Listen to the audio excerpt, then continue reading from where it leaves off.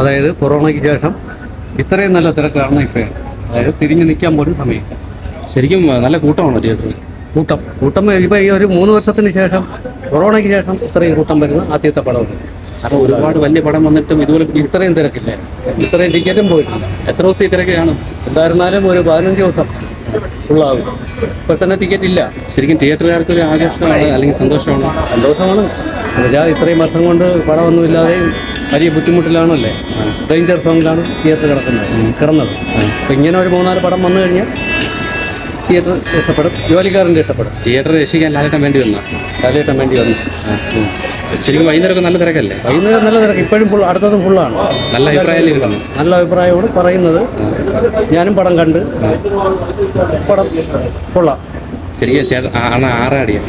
6 ആടി. ഞാൻ ഇന്നലെ 6 ആടി. 10 ഷോ കയറി കണ്ട് 6 ആടി.